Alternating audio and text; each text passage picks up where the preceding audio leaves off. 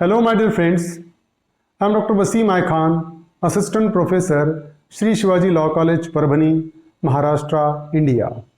So, in today's lecture, we will discuss Section 23 of Bharatiya Saksh Adhiniyam 2023, which dealt with the concept of confession. And in Section 23 specifically deals that whenever any accused confesses guilt to the police officer, or if the accused confesses his guilt while he is in the custody of police officer, that confession becomes irrelevant. So in today's lecture, we will discuss Section 23 subclause 1. So let's start the topic. So first of all, we will discuss what exactly the confession to police means. It is presumed that police holds a position of great influence over the action of the accused, and so there is a high probability that confession obtained by the police are tainted with threat or inducement. So it is a presumption that police holds a position of great influence over the activity of the accused person, and that's why it is a high chances that the confession may be extracted by the police by using force, threat and inducement. ये हमको भी पता है कि accused जो होता है, जिस पर किसी ऑफेंस का इल्जाम है, उस पर पुलिस का कंट्रोल होता है. जब कभी भी पुलिस उसको अरेस्ट करती है या पुलिस के वो कस्टडी में होता है तो पुलिस का कंट्रोल होता है, और ये बहुत ज्यादा चांसेस है कि पुलिस उसको डरा धमका कर या टॉर्चर करके या उसको धमकी देके क्या कर सकते हैं, कन्फेशन उससे एक्सट्रैक्ट कर सकते हैं, उससे गुनाह कबूलवा सकते हैं. तो ये चांसेस बिल्कुल हम इसको नेग्लेक्ट नहीं कर सकते हैं. Further, it is important to prevent the practice of operation or torture by the police to extract the confession, and it is the very aim to prevent a practice of operation and torture by the hands of police to the accused person while extracting a confession. So the legislature want to prevent the practice of torture by the hands of police to the accused person by the insertion of this particular section, that the confession to police officer is irrelevant. ये जो है कि जो confession police officer को दिया हुआ है उसको irrelevant क्यों बनाया गया है, वो इस एम से बनाया गया है ताकि जो अक्यूज्ड पे होने वाला टॉर्चर है पुलिस के जरिए उसको रोका जा सके. अदरवाइज अगर पुलिस को दिया हुआ कन्फेशन अगर हम रिलीवेंट बना देते तो होता क्या, पुलिस क्या करेगी, कन्फेशन लेने के लिए, अक्यूज को गुनाह कबूलवाने के लिए उस पर टॉर्चर कर कर उसको मार तोड़कर उससे गुनाह कबूलवा लेंगे. इसलिए कन्फेशन पुलिस को अगर दिया हुआ होगा तो वो कन्फेशन माना नहीं जाएगा कोर्ट में. ये प्रोविजन है कन्फेशन टू पुलिस के. This principle is espoused by section 25 and 26 which are as follows. तो ये जो 25 और 26 था वो इंडियन एविडेंस एक्ट में सेक्शन 25-26 था, but in the BSA Bharatiya Sakshya Adhiniyam it deals with section 23. Indian evidence act में क्या था, सेक्शन 25 में था confession to police officer irrelevant. Section 26 में था confession by the accused while he is in the custody of police officer, it also irrelevant. Section 25-26 में था, लेकिन BSA के सेक्शन 23 सब क्लॉज 1 में कन्फेशन टू पुलिस ऑफिसर है और सब क्लॉज 2 में confession by accused while he is in the custody of police officer है. तो ये आज के हम इस पर्टिकुलर लेक्चर में सेक्शन 23 सब क्लॉज 1 डिस्कस करने वाले हैं. सो क्या है exactly section 23 sub clause 1? No confession made to a police officer shall be proved as against a person accused of any offense. If any person who is accused of any offense, if he confess his guilt to the police officer, that confession becomes irrelevant. That confession cannot be proved before the court of law. So, whenever accused confess his guilt to the police officer, irrespective of the custody of police officer, there is no need to that the police must have in custody of accused. Without custody, anywhere, if the accused confesses guilt to the police officer, that confession becomes irrelevant by virtue of section 23 sub clause 1. बात ध्यान में रखिए, sub clause 1 क्या कहता है कि अगर accused police को अपना गुनाह कबूल करेगा, कन्फेशन देगा पुलिस को, कहीं पर भी पुलिस के कस्टडी में रहना जरूरी नहीं है. सपोज अक्यूज रास्ते से जा रहा है, उसको पुलिस ऑफिसर मिला और उसने पुलिस ऑफिसर को गुनाह कबूल करवा दिया, उसने पुलिस ऑफिसर को ये कहा कि हाँ मैंने ही वो ऑफेंस किया है या मैंने इसका मर्डर किया है। अब ये हो गया कन्फेशन टू पुलिस ऑफिसर। और सेक्शन 23 सब क्लॉज 1 ये कहता है वो कन्फेशन इररिलेवेंट है, वो कन्फेशन एडमिसिबल नहीं है, वो कन्फेशन कोर्ट में माना नहीं जाएगा। This section is very broadly word. It strictly disallows any confession made to the police officer as inadmissible no matter what the circumstances. So, irrespective of any situation, if a confession made to the police officer, it is immaterial. Whatever it may be the circumstances in which the accused confesses guilt to the police officer, it is equally irrelevant. किसी भी situation में confession अगर police को दिया हुआ है वो confession disallow किया हुआ है, वो कन्फेशन इररिलेवेंट है, वो कन्फेशन कोर्ट में एडमिसिबल नहीं है। कोई भी सर्कमस्टांसेस किसी भी सिचुएशन में। देखिए Raja Ram versus state of Bihar. In this case supreme court held that the term police officer is not be interpreted strictly but must be given a more comprehensive and popular meaning. अब ये Rajaram versus state of Bihar में supreme court ने guidelines दिया कि जब हम decide करने वाले हैं कि confession to police officer, so the court has to decide whether the accused confesses guilt to the police officer or not. If he confesses guilt to the police officer, that confession becomes irrelevant by virtue of section 23 subclause 1, and that's why Supreme Court deals that the term police officer shall be interpreted in a broad sense. It should be given a comprehensive meaning. इसको broad sense में लेना चाहिए। देखिए, however, these words are also not to be construed in so wide sense as to include a person on whom only some power exercised by the police are conferred. So both the guidelines have been given by the Supreme Court. On the one part, the Supreme Court said that while interpreting the term police officer shall be given a comprehensive meaning, and at the same time it should not be given so wide interpretation that any person who is interested with some power of police will come under the category of police officer. ये clear किया supreme court ने कि जब कभी भी कौन police officer है इसको हमको डिसाइड करना है, इसको इंटरप्रेट करना है तो उसको ब्रॉड मीनिंग देना पड़ेगा, लेकिन इतना भी ब्रॉड मीनिंग नहीं दे सकते हम कि किसी पर्सन को कुछ पुलिस ऑफिसर के पावर दिए हुए है तो वो भी पुलिस ऑफिसर के डेफिनेशन में आ जाए। फॉर एग्जाम्पल देखिए होता क्या है कि सीआरपीसी में और अभी बीएनएसएस में कुछ सिचुएशन ऐसी बनती है कि अगर अक्यूज्ड कॉग्निजेबल ऑफेंस करता है किसी के प्रेजेंस में, सपोज मैं प्राइवेट पर्सन हूं तो मेरे सामने अगर कोई अक्यूज कॉग्निजेबल ऑफेंस करता है तो मैं उसको अरेस्ट कर सकता हूं। अब अरेस्ट करने का जनरली पावर किसका होता है? पुलिस ऑफिसर का। तो मतलब मैं जब उसको अरेस्ट कर रहा हूं तो मेरे पास कुछ पावर दिया है सीआरपीसी ने कि मेरे सामने अगर कॉग्निजेबल ऑफेंस होगा तो कुछ पावर पुलिस के मुझे ट्रांसफर हो जाएंगे और मैं उसको अरेस्ट कर सकता हूं और नियरेस्ट पुलिस स्टेशन में मैं जाकर उसको प्रोड्यूस कर सकता हूं। तो ये जो है अब ये कुछ पावर है मुझे, तो ये मैं पुलिस ऑफिसर के डेफिनेशन में तो नहीं आऊंगा।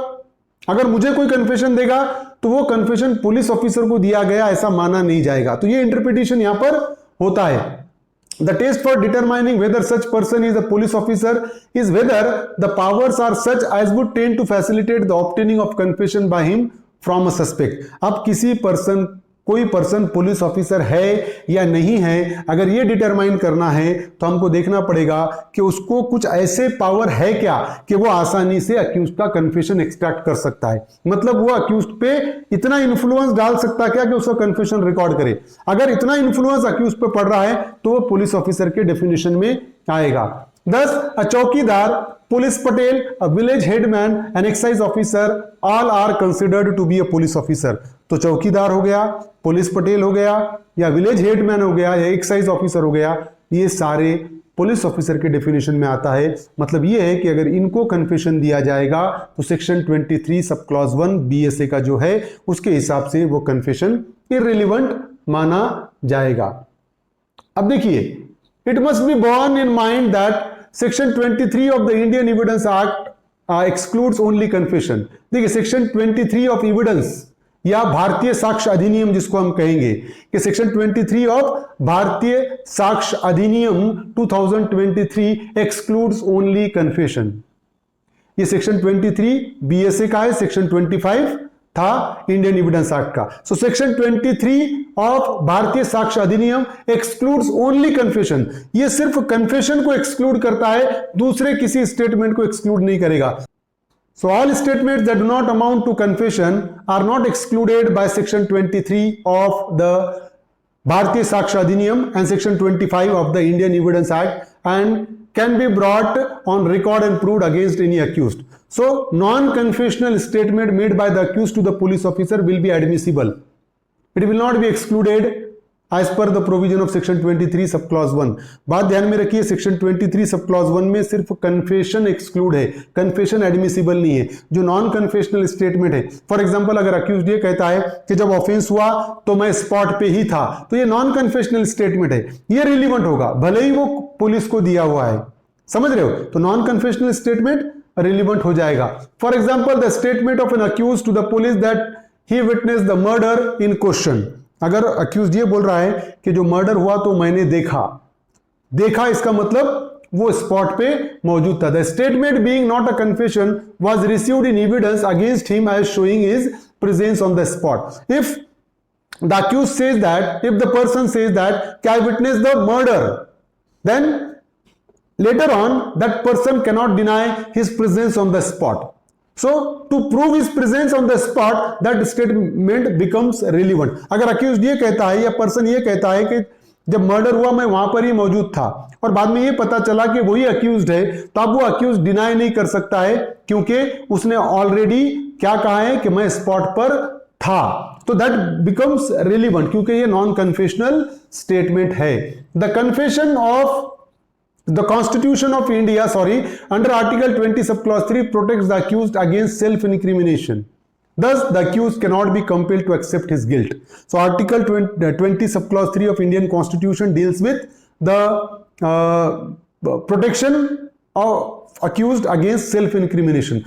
मतलब accused पर दबाव डाल के उससे कन्फेशन एक्सट्रैक्ट नहीं किया जा सकता। अक्यूज्ड पर दबाव डाल के उसको ये नहीं कहा जा सकता कि तू अपनी गिल्ट को कन्फेस कर। ये प्रोटेक्शन है। मतलब क्या हुआ कि आर्टिकल 20 सब क्लॉज 3 ये फंडामेंटल राइट्स है, राइट्स के चैप्टर में आता है और ये फंडामेंटल राइट है पर्सन का, मतलब उसको कंपेल नहीं किया जा सकता उसका गुनाह कबूलवाने के लिए। Dagdu versus state of Maharashtra ये केस है। देखिए, in this case Supreme Court noted the police should remember that confession may not always be a shortcut to solution. Instead of trying to start from a confession, they should strive to arrive at it. Else, when they are busy on their short route to success, good evidence may disappear due to inattention to real clues. So it is a direction given by the Supreme Court to the police officer that while investigating the matter, police should not start their investigation with the confession of accused person, but the police should end their investigation with the confession of accused person. When the police were busy in extracting the confession of accused person, the real evidence may disappear. तो supreme court का ये direction था इस case में कि police ने अपना investigation accused के कन्फेशन से स्टार्ट नहीं करना चाहिए, बल्कि पुलिस ने अपना इन्वेस्टिगेशन अक्यूज्ड के कन्फेशन के साथ खत्म करना चाहिए। मतलब अगर पुलिस स्ट्रांग एविडेंस अगर जमा करेगी अक्यूज्ड के अगेंस्ट में, तो अक्यूज्ड को भी ये लगेगा कि मेरे अगेंस्ट में स्ट्रांग एविडेंस है, तो उसके पास और कोई इलाज नहीं बचेगा, वो अपनी गिल्ट को कन्फेस करेगा। तो ये सुप्रीम कोर्ट कहता है कि इन्वेस्टिगेशन की शुरुआत कन्फेशन से मत करो, बल्कि इन्वेस्टिगेशन को खत्म कन्फेशन पे करो। और जब पुलिस अक्यूज्ड के कन्फेशन पे ही ज्यादा ध्यान देगी शुरुआत में, तो जो ओरिजिनल एविडेंस है जो पुलिस को कलेक्ट करना है वो कहीं ना कहीं छुप जाएंगे, कहीं ना कहीं डिसअपियर हो जाएंगे। तो ये सुप्रीम कोर्ट का गाइडलाइंस था। तो सेक्शन 23 सब क्लॉज 1 क्या कहता है? Confession to police officer is irrelevant. देखिए, इफेक्ट ऑफ पुलिस प्रेजेंस क्या होता है? Where the confession is being given to someone else and the policeman is only casually present and overhears it, that will not destroy the voluntary nature of the confession. Suppose if the accused is confessing the guilt to someone and only police overhears that particular statement, so that will not attract the provision of section 23 subclause 1 and that confession becomes relevant. अगर for example accused किसी third person को confession दे रहा है और police कहीं पर खड़ा हुआ है और वो पुलिस ने confessional statement सुना, तो ये कन्फेशन टू पुलिस ऑफिसर नहीं होगा, बल्कि ये कन्फेशन रिलीवेंट होगा, सेक्शन 23 सब क्लॉज 1 उसको हिट नहीं करेगा. But where that person is a secret agent of the police deputed for the very purpose of receiving a confession, it will suffer from blemish of being a confession to police. देखिए कि suppose if the police has appointed any person as an agent for extracting the confession from the accused person, then definitely it may hit the provision of section 23 sub clause 1.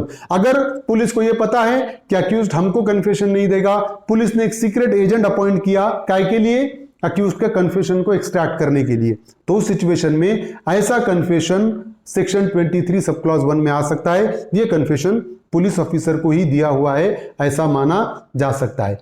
In a rather unusual case, the accused left a letter recording his confession near the dead body of his victim with the object that it should be discovered by the police. The Supreme Court held the confession to be relevant. There was not even the shadow of a policeman when the letter was being written and planted. Suppose if the accused has written a confession letter and kept that letter beside the body of a victim with an intention that that may be discovered by the police officer, but it will be relevant. It will not be called as a confession to police officer because while writing that confessional statement, even the shadow of the police was not present. तो ऐसा भी यहां पर ऐसा हो सकता है कि अगर अक्यूज ने मर्डर किया, विक्टिम के डेड बॉडी के पास उसने एक लेटर लिखा, कन्फेशनल लेटर, कि हाँ इसको मैंने ही मारा, और उसके बॉडी के पास ही रखा. उसका इंटेंशन ये था कि पुलिस आए तो ये लेटर पुलिस को ही मिले.